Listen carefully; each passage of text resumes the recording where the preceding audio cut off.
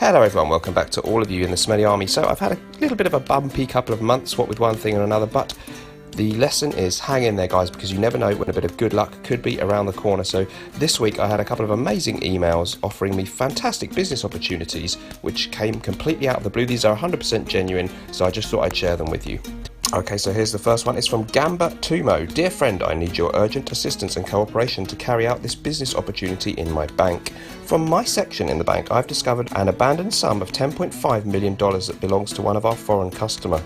The account owner, who died along with his supposed next of kin since July 22nd, 2003 in a plane crash. The money has been here in our bank account lying dormant for years now without anybody coming for the claim of it. I want to transferring the money to your private account as the relative to our deceased customer. The banking law here does not allow such money to stay more than 17 years because the money will be recalled to the bank treasury account as unclaimed fund. I am seeking for your support to stand as beneficiary to claim these funds so that we move it into useful investments. I'm ready to share with you 40% for you and 60% will be kept for me. By indicating your interest, I will send you the full details on how the business will be executed. Regards, Mr. Gamba. So what a fantastic opportunity. Of course, I've taken him up on it, and lo and behold, another one came in just a few days later. And this is from Mrs. Aisha Gaddafi. Dear friend, I came across your email contact prior a private search while in need of your assistance. I am Aisha al-Gaddafi, the only biological daughter of former President of Libya, Colonel Muammar al-Gaddafi. I'm a single mother and a widow with 3 children.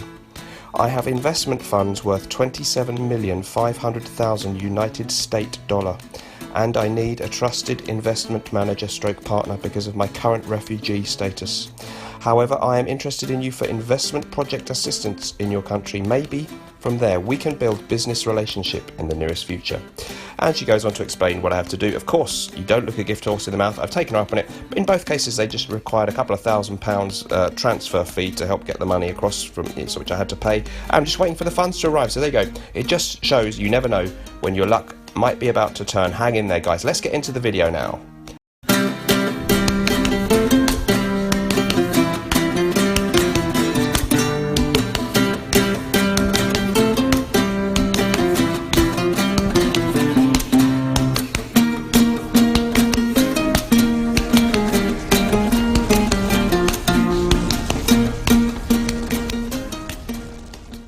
Hello everyone, welcome back to all of you in the Smelly Army. So a special episode today because we have a guest on the channel, which is always exciting.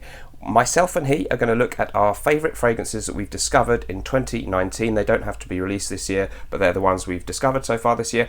His channel is brilliant. It's called Hueleme Mucho, which I think means smells strong.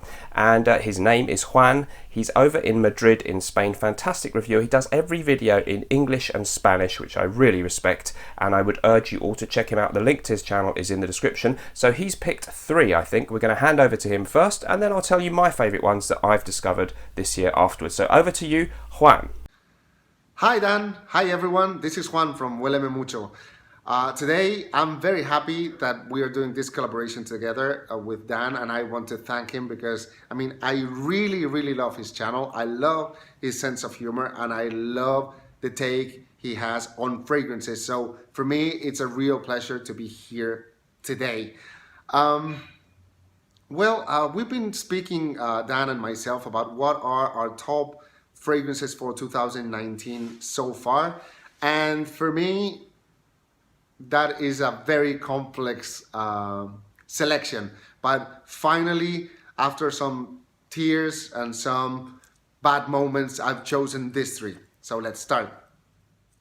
The first fragrance we're going to be talking about today is PUREDISTANCE AENOTUS. PUREDISTANCE AENOTUS is a fragrance that has really conquered me in 2019. Why so? Because it's a fragrance that has like 2 stages. First stage is a citric fragrance where yuzu is very noticeable. For me, the best yuzu I've ever smelled in my life.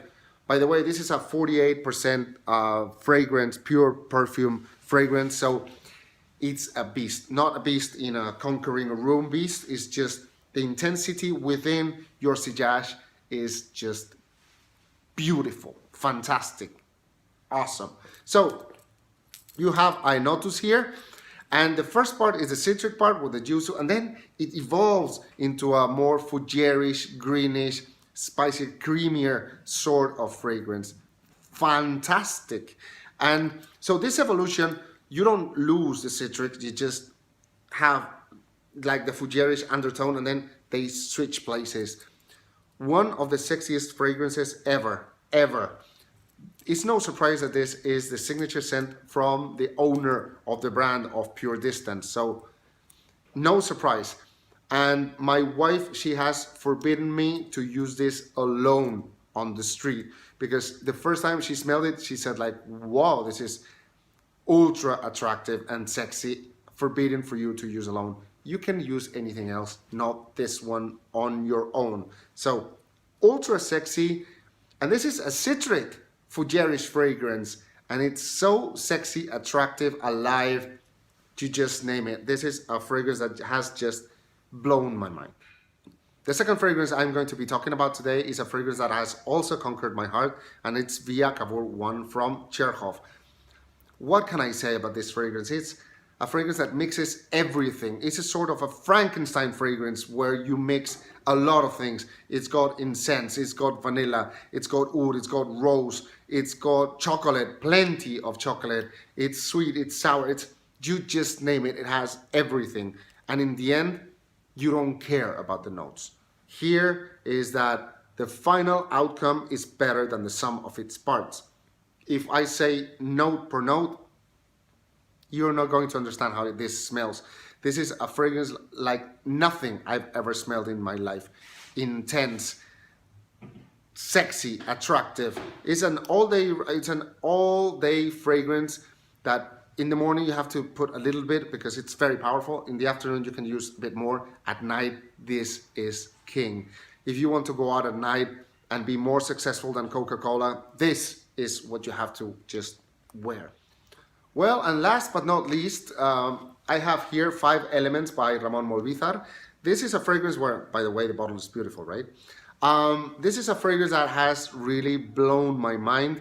And I consider that there are sometimes magic fragrances, fragrances that really shine or they have special powers or something like that. And I consider this one of them. Why? Because, again, it's a fragrance that is unique. There is nothing I've ever smelled like this before.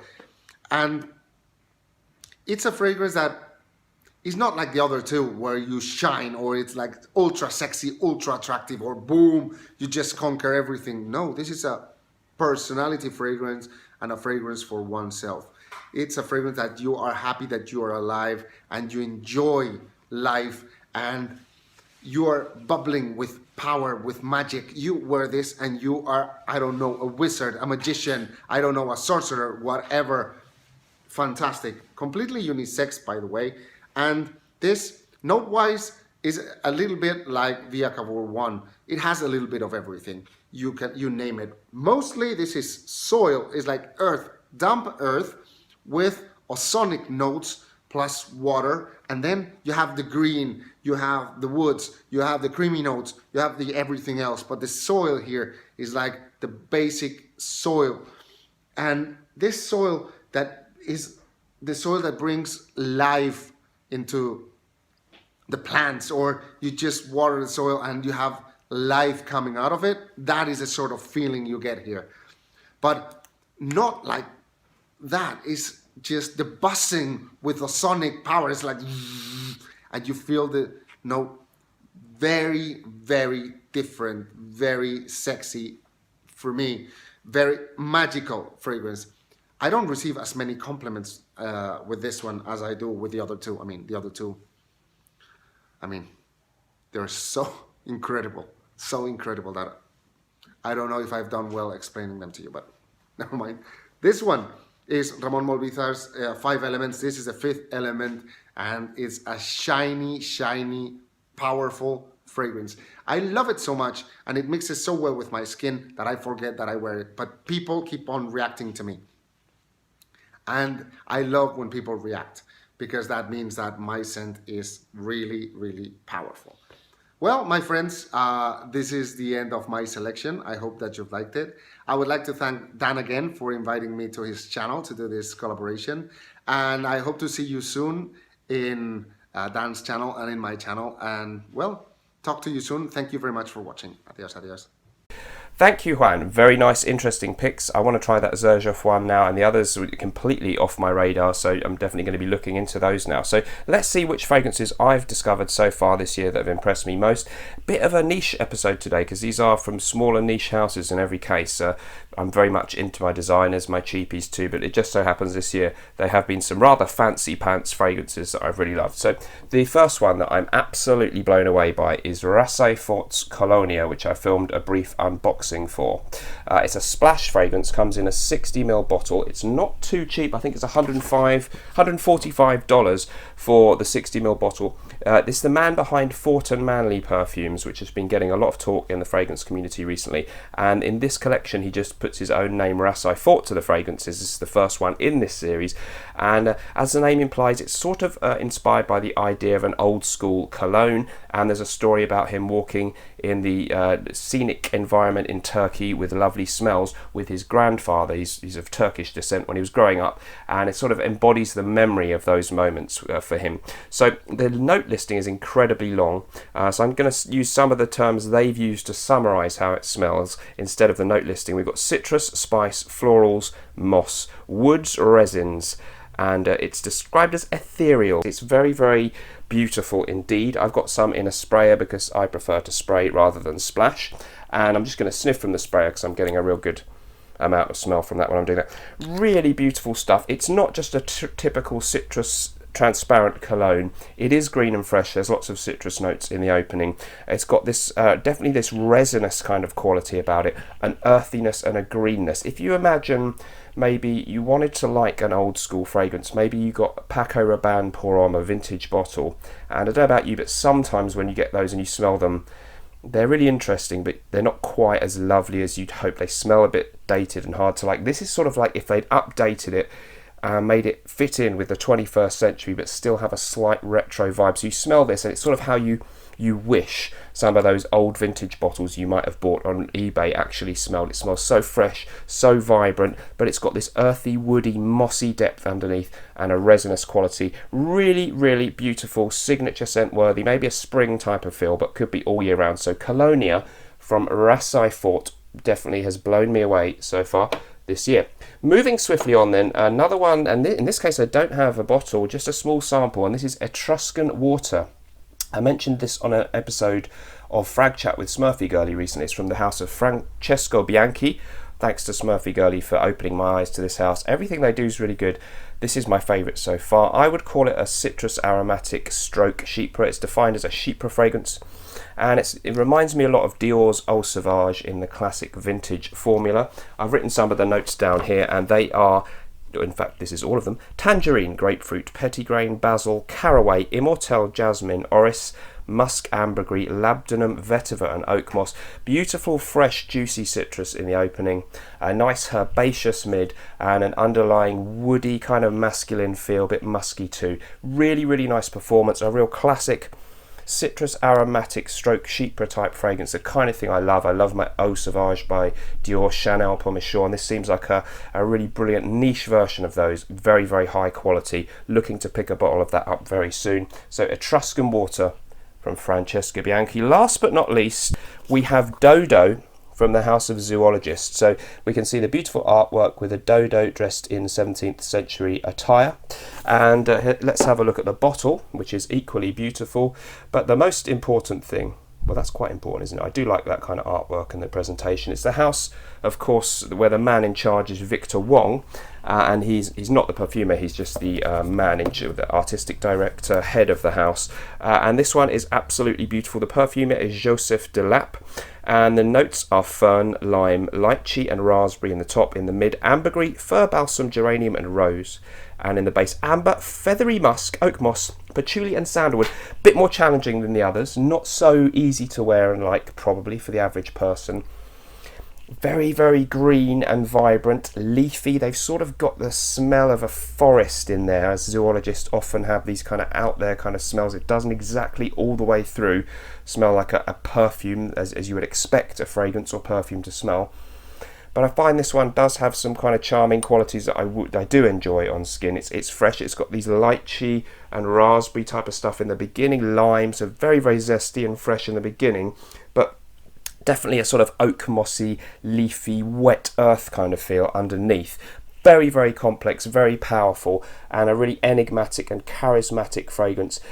The least wearable, you know, the least safe to wear. Some people might smell that and say, I'm not sure. I'm enjoying this, and I find that I can wear it in a small spray in polite company, and I'm exploring how much I like to actually spray on a lot for a night out. Well, let's see. But the artistry behind this one, just stunning. So definitely a wow factor on Dodo by Zoologist. So those were my picks.